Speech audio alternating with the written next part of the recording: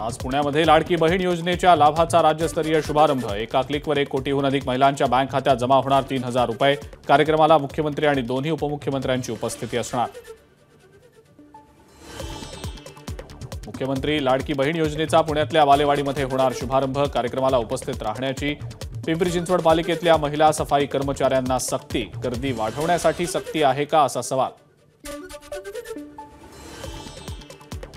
लाडकी बहीण योजनेचा आज पुण्यातल्या बालेवाडीमध्ये भव्य सोहळा। कार्यक्रमाच्या पार्श्वभूमीवर पुण्यातल्या वाहतूक व्यवस्थेत बदल। अवजड वाहनांची वाहतूक 24 तासांसाठी बंद ठेवण्याचे जिल्हाधिकाऱ्यांचे आदेश। पुण्यामध्ये आज लाडकी बहीण योजनेचा औपचारिक उद्घाटन। मात्र त्याआधीच 1 कोटीहून अधिक बहिणींच्या खात्यात योजनेचे पैसे जमा। लाभार्थ्यांचा आकडा 2.5 कोटी होईल असा सरकारचा अंदाज। लाडकी बहीण योजनेवरनं सुप्रिया सुळेंचं दुसरं आव्हान। आज कार्यक्रमाला न येणाऱ्या महिलांचे अर्ज रद्द करूनच दाखवा, सुप्रिया सुळेंचं आव्हान। महाविकास आघाडीचं सरकार आल्यावर लाडकी बहीण योजनेचा मोबदला 1500 वरून 3000 रुपये करू, खासदार संजय राऊतांचं वक्तव्य। यवतमाळमध्ये लाडकी बहीण योजनेचे पैसे एका तरुणाच्या खात्यात जमा झाल्याचा प्रकार। कोणताही अर्ज केलेला नसताना पैसे जमा झाल्यानं शासनाच्या कारभारावर प्रश्नचिन्ह।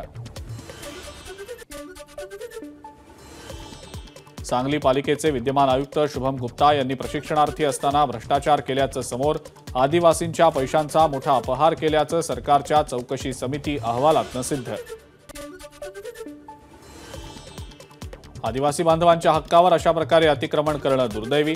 सांगलीच्या आयुक्तांनी केलेल्या भ्रष्टाचारावर अंबादास दानवेंची प्रतिक्रिया। तर सरकार मुठभर अधिकाऱ्यांसाठी असल्याची ही टीका।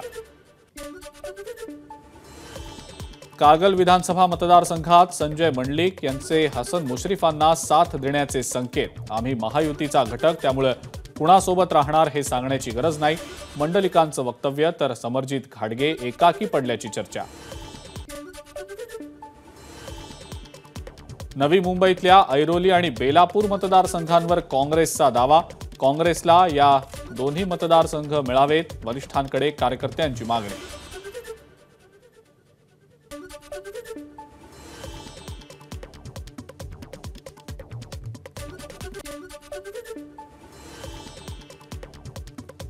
शेतकऱ्यांच्या विविध मागण्यांसाठी नाना पटोलेंच्या नेतृत्वात हल्लाबोल मोर्चा। भंडाऱ्याच्या लाखांदूर तालुक्यातल्या विरली इथून मोर्चाला सुरुवात।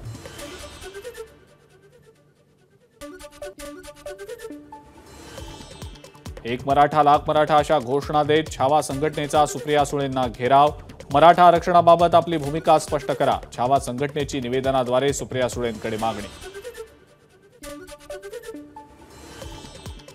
कोलकात्यातील महिला डॉक्टरवरील अत्याचार आणि हत्या प्रकरणावरून आज इंडियन मेडिकल असोसिएशनचा देशव्यापी संप। उद्या सकाळी 6 पर्यंत देशातील सर्व ओपीडी सेवा बंद राहणार। सरकारी रुग्णालयासोबतच खासगी रुग्णालयांच्या ओपीडी देखील बंद असणार। मुंबईतल्या जे हॉस्पिटलमध्ये मार्डच्या डॉक्टरांचं आंदोलन। मोर्चा डॉक्टरांकडून घोषणाबाजी। पुण्यातल्या ससून हॉस्पिटल बाहेर आयएमए आणि निवासी डॉक्टरांकडून आंदोलन। पुण्यात खासगी डॉक्टरांनी सुद्धा वैद्यकीय सेवा आणि ओपीडी केली बंद। नागपूरमधल्या मार्डच्या संपकरी निवासी डॉक्टरांनी उपमुख्यमंत्री देवेंद्र फडणवीस यांची घेतली भेट। कोलकात्यातल्या पीडित डॉक्टरला न्याय मिळवून देण्याची केली मागणी।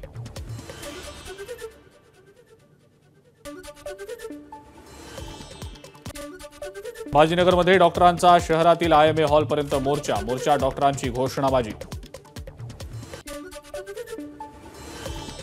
ठाण्याच्या कोपरी परिसरातील नागरिक आणि तारा माऊली सेवाभावी संस्थेचं आंदोलन। कोलकाता घटनेच्या निषेधार्थ घोषणाबाजी।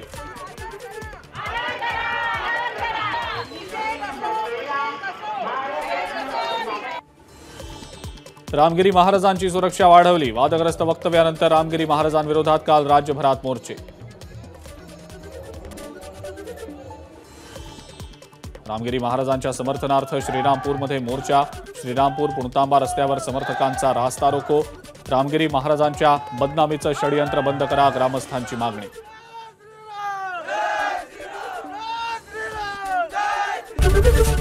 एबीपी माझा, उघडा डोळे बघा नीट।